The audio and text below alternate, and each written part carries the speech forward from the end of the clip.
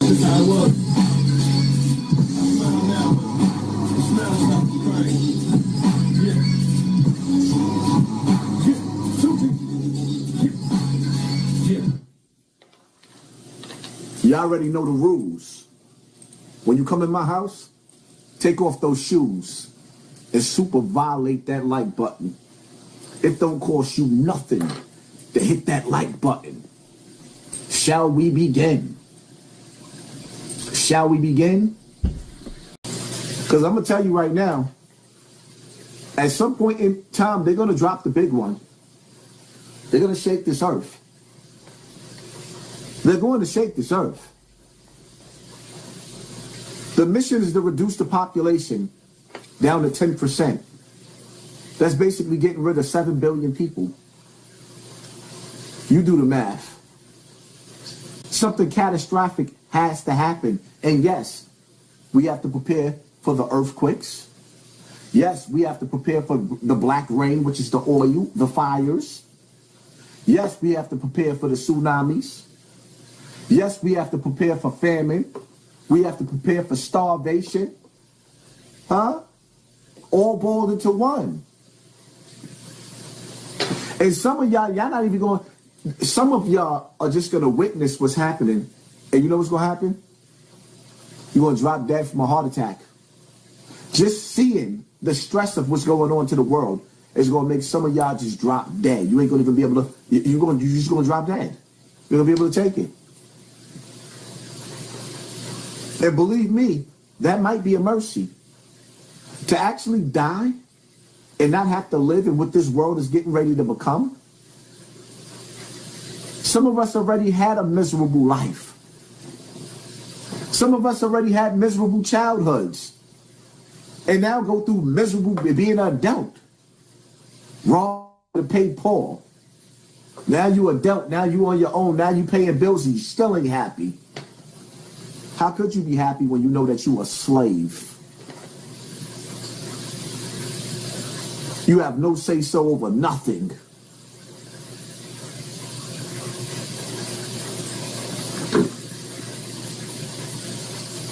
We ain't living in the matrix, we living in hell. While 50 Cent is beefing with Mano, this is what the white people talking about.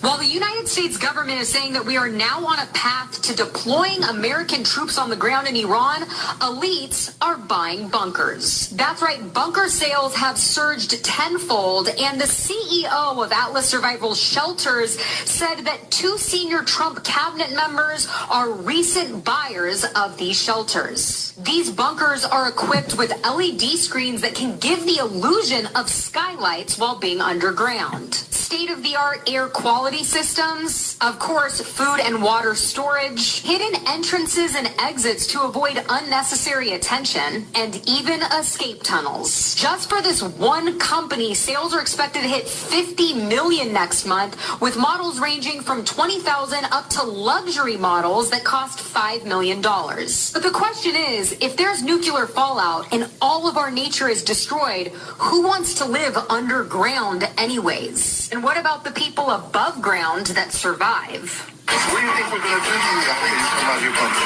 What do you think we're going to teach our kids about the bunker people? As always, I want to hear what you think about all of this down below. Nigga said, what do you think we're going to teach our people about the bunker people? Wow. It ain't a game. It's getting real in the battlefield, but some people are not going to believe it until it happens.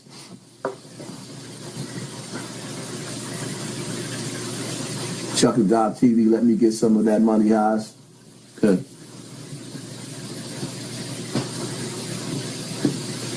Hey, shout out to anybody I might have missed in the comment section with the super chat because my screen had went out, then it came back in.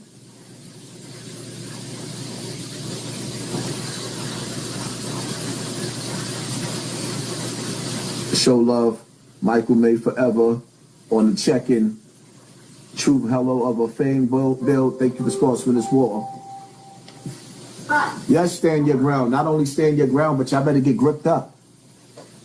The constitutional right gave you a right to bear arms. And honestly speaking, at this point in time, I don't even give a damn about a constitutional right. I don't give, like, the law don't give a damn about the law, so I don't give a damn about the law neither. Right? The law don't give a damn about the law, so I don't give a damn about the law neither. Absolutely not. I don't care about the law anymore. You know why? Because everybody on the Epstein's files is still running around free. And all you white boys, all you MAGA niggas, all you white boys that all y'all talk about is war. Remember, because all y'all talk about is that race war and what y'all gonna do to the other side. Make sure before y'all come out for that civil war to do anything to anybody, y'all start with the ones that did all that on them files. Go start with all of them people that's on the file that hurt y'all children. Don't pick and choose your battle. Don't pick and choose your battle. Because all you white boys be screaming how tough y'all is, and y'all can't wait for everything to jump off. But y'all kids is all through the Epstein list, and y'all not doing nothing. Miss me with all that tough talk. Oh, when it jump off, y'all not ready. Apparently, y'all not ready.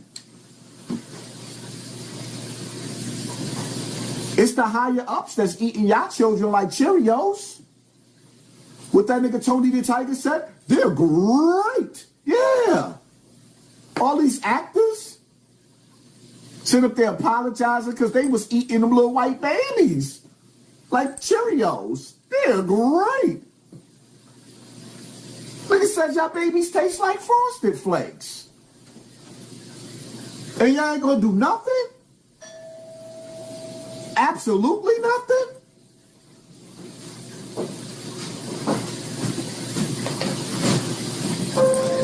Y'all playing yourself. Right. Go on. Back in 2010, there was a man who said he had gotten on the inside with the globalists, the whatever you want to call them, the people who mostly control a lot of the world. And here's what he had to say about what he learned. The first thing that he heard was they were talking about the fact that Israel didn't look as if it was getting prepared to attack Iran anytime soon. This was a problem. Even back in June 2005, they were apparently concerned that what it was that was planned on some kind of a timeline wasn't rolling out according to schedule. They were in a hurry, and this is important to understand. They were in a rush. It starts with Israel attacking Iran. The plan is for either Iran or for China to retaliate after Iran is struck with a nuclear weapon. At that point, there will be a limited nuclear exchange in the Middle East, followed by a ceasefire. He heard this being planned in this meeting. This is being choreographed. It's like a script for a movie. This is exactly what's intended to happen. In this rollout of this crazy scenario, where it is intended that there will be a limited nuclear exchange in the Middle East, the idea is that as the world looks upon this with horror, then they will demand from their governments that there are heavy controls over travel, over communication, over people who meet, over people who protest in the streets. They want to make sure that they don't have crazy bombers on airplanes, crazy bombers in the shopping malls. They want to make sure, and because people will be driven into fear by this, they'll request and demand and insist on heavy controls from their governments, which will be justified.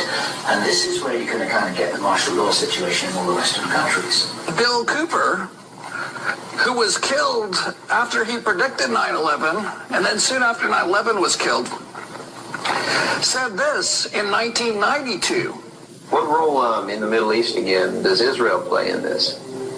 Israel was created as the instrument to bring about the Battle of Armageddon and the fulfillment of prophecy, a war that would be so terrible, where nuclear weapons would be used, so that the American citizens and the other people in the world will get down on their knees and beg for no more war. And what is the answer to that? They're going to be told the only way we can guarantee no more war is if we destroy the sovereignty of nations and we come together as one humanity in a one world government. Right.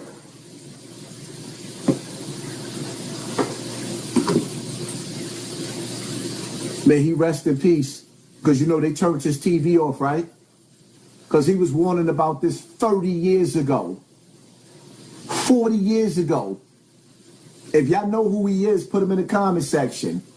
They turned his TV off.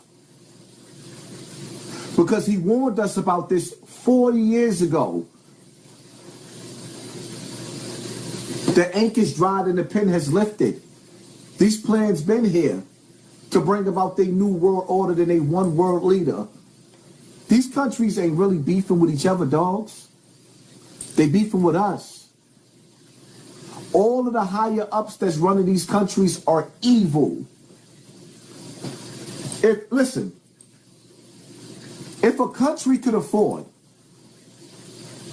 to spend over $1 trillion in missiles in 1 week, couldn't you just feed every person on this earth? Is that not enough money to feed everybody on this earth for free for the rest of their life? The money that's being spent in missiles, which I didn't hear Pac when he said, y'all got money for wars but can't feed the poor. There will be nobody that has to pay rent on this earth, and there will be nobody that will be hungry on this earth.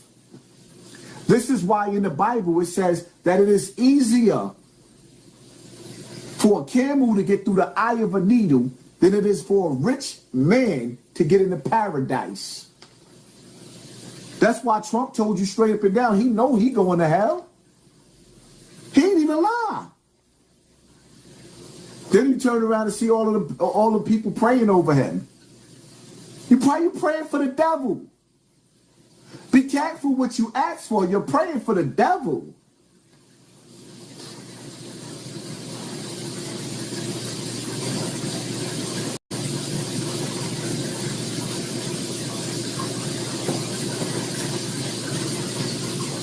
Now that the nuclear power play is heating up, it makes sense that Donald Trump would be pulling American forces away from Iran because there are nuclear submarines. Russia and China have nuclear submarines in the Arctic ready to strike America because they know Donald Trump's plan is to drop a nuclear weapon on Iran.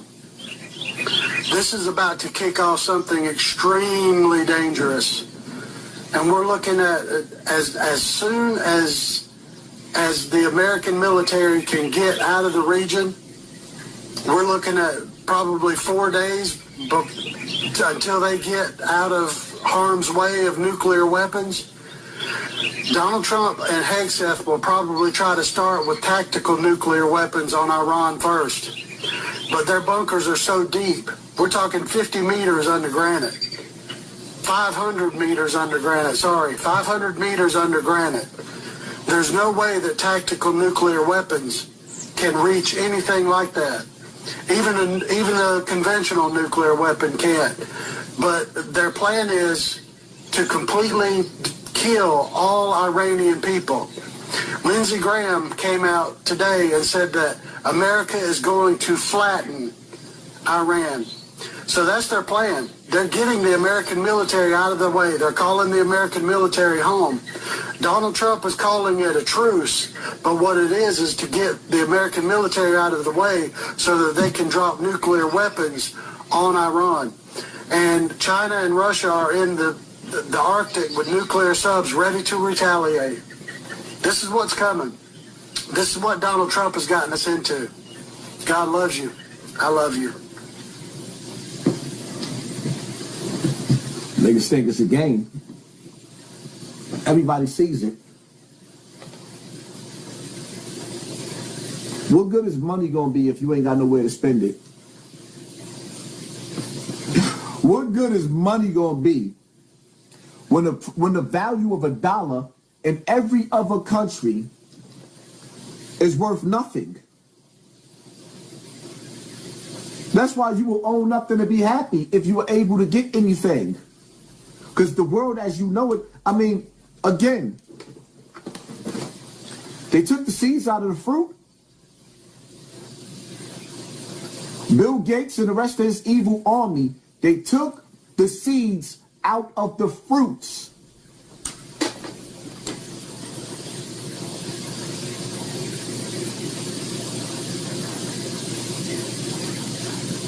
They've been burning down the forest. Where you gonna go? Nowhere to run to.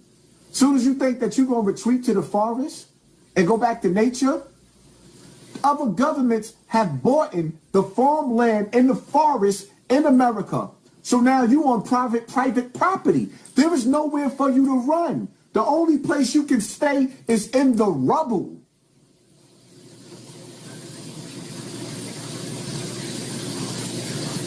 Oh, you think you safe in the South? Because you got your house and you got your land? You didn't see what they did when they turned on the weather machines and made all those mudslides destroy all those different towns in Virginia, North Carolina, and South Carolina? Hello? Y'all don't see the plan? It ain't gonna be nowhere to escape, because if the missiles don't hit you, the weather will.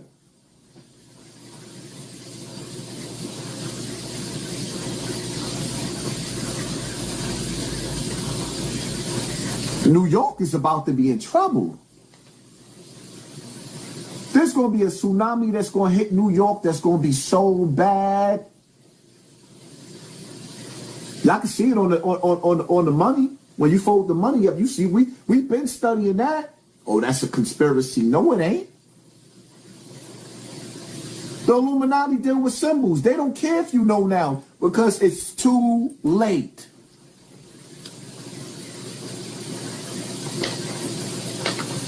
What am I going to do? Try to get my dick sucked so I could die with a smile on my face? I'm going to enjoy every moment that I possibly can until I die. If I live, I got to figure it out.